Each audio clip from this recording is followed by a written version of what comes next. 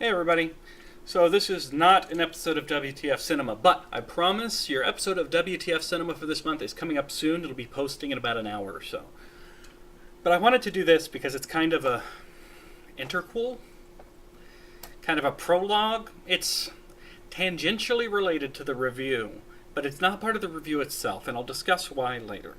But I want to talk to you about, well, let's first discuss the name. The first Tomie movie that I reviewed, I repeatedly called it Tomie. I've been corrected by a couple of people. It's Tomie. I am notoriously bad at pronouncing Japanese names. It's any nationality name, really. I'm just awful at it. But I had known about the Tomie series for quite some time, and in my head it had always been Tomie, because nobody's in my head to correct me, except me, and I was egging me on. And I was fully prepared to just ignore that and keep calling it Tomie despite it being wrong, just because I'd done it for so long. Until a friend of mine made a very convincing argument. If I insist on calling her Tomie, then her name is Chi. For those of you who don't know, this is Chie from Persona 4. Chie and I would totally be best friends. We would hang out and it would be totally cool. And we would eat steak together. I like the character, and I really like the voice actress who does her. So, in order for her to stay Chie, I will admit that the girl in the movie is Tomie, and I'm going to try and remember. I'm going to ask you to forgive me if I slip and call her Tomie from time to time. I'm going to try not to, but I have thought of her that way for years. But the real reason this video is getting made is because of this. I said in the first Tomie movie review that I don't read manga, which is still true.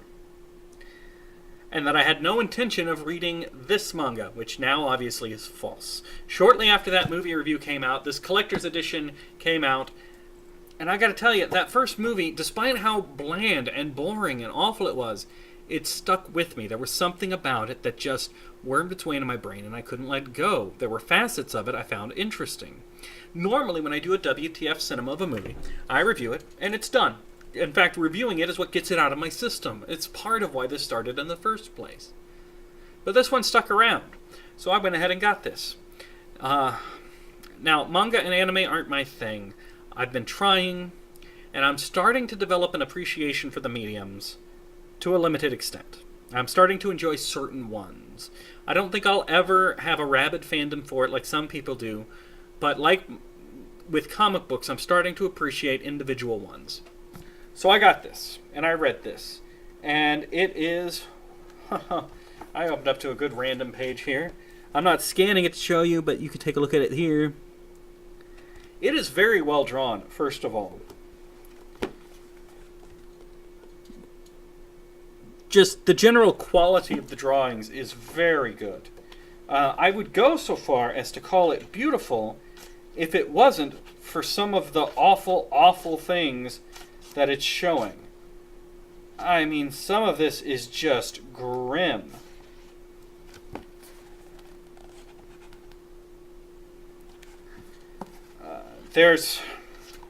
I'm probably not going to find it. Maybe I should have looked through this ahead of time and grabbed it, but there's one where a girl has hair growing out of every pore of her body. It's grotesque. Tomie gets dismembered, and every part of her can grow back. And even her blood cells can regenerate into more Tomie. And the result is pretty gruesome. And horror is not generally my thing. But I wouldn't necessarily call this horror as much as I would call it macabre.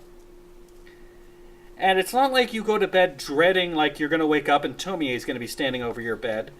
Because that's not generally how Tomie works. As long as you don't run into a girl named Tomie, you're going to be just fine. Oh, I found the hair one. Sorry about this. She got infected by a single hair of Tomie, and by the end of the story, the hair is growing out of every pore of her. This is good. This is really good. I don't like horror or manga generally, and I really enjoyed this. So somebody who likes horror and manga, you're home, son. So why are the movies so dull? Well, part of it's going to be the review coming up in about an hour is the third Tomie movie, not the second. Because the second movie is actually a collection of short films starring stories about Tomie, and it's not bad. It's got one or two little issues, but it's certainly not bad enough to warrant an entire review, because most of the review would be going, yeah, it's okay. Yeah, it's okay. And it's because each of these are short stories. They're about 10 to 12 pages long at most. Very few of them are two-parters. So trying to take a 10-page illustrated story and stretch it out to an hour and a half, you've got to add a lot more material. And that's where these directors seem to be failing, is in what they choose to add. And mostly it's drawing out the horror. And it doesn't work. Because another thing that they do is they try to downgrade the horror. You've seen some of the gruesome things I have shown you here.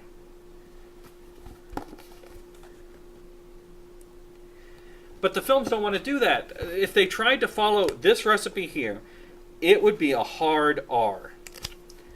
But they don't want to do that. They want to maintain a PG rating. To be fair, not every page is this macabre here. Here. There's just a normal page of people standing around talking about the plot, right? So, you take one of these great stories, you stretch it out, and you remove the more extreme elements. And that's how you end up with these movies. That's how you turn something pretty good into something very bland.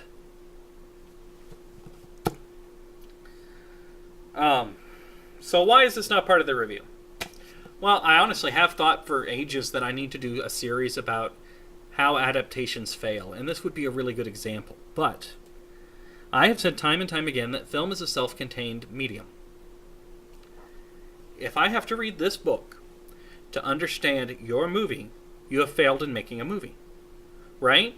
Because not everybody who goes to see the movie is going to know the book. That's the point. It brings you have the opportunity to bring in new people. Now what you can do is you can make references. Little Easter eggs, essentially. It's like somebody goes to see the Superman movie and knows nothing about Batman. I know, crazy. But somebody goes to see a Superman movie and knows nothing about Batman. And then at some point in that Superman movie, there's just a nice logo or an ad on a billboard or something for Wayne Tech. That doesn't affect what they know about the movie. But for the people who know more about the source material, it is a bonus. It's, hey, cool, look at that.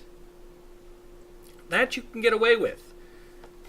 Requiring this to understand your movie, you can't. Now, sequels are a different thing. It's okay for people who are to assume that people seeing Fast and the Furious 8 have seen Fast and the Furious 1 through 7. You can get away with not explaining everything that happened in every movie. That's okay. But my knowledge of this book can't be used in my review of the movies. It's not fair. It isn't fair for me to go through this movie going, that's not how that works, that's not how that works, that's not how that works. And that's really all I could have said about the second movie.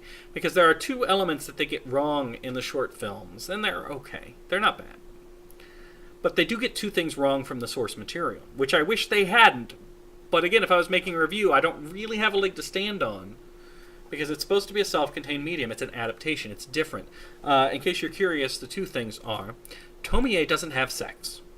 Now, in the very first story in here, it's implied that she's having sex with her teacher. But I really think that's before the writer figured it out, and you don't see it, and you can't be 100% sure.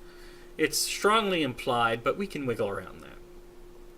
Whereas in one of the short films, she has sex with a guy. The Tomie series is not about titillation or sensuality. It's about desire and insanity. Another issue is Tomie does not get along with herself. There are multiple Tomies and they want to kill each other on sight, whereas in that second movie there's a short film where two of them team up. So the only problems really with those films are, even though they went for a shorter style to match the style here, they still didn't stay true to the source material for no reason I can discern. But none of this belongs in a WTF Cinema review. So that's why we're doing this little separate video. I do actually recommend this. Even if you don't like manga, it's really pretty good. It's enjoyable as all get out. Just remember to read from right to left instead of left to right. Anyway, uh, that's it. I just wanted to address why I'd be calling her Tomie instead of Tomie, and it's because of Chi right here. And address that I did lie to you, and I did end up actually getting this manga, and enjoyed the hell out of it. Which makes me hate the Tomie movies even more, because they ruined something decent. Or they ruined something good. So I'll see you in a little bit for my review of the next Tomie movie. I'll see you guys then.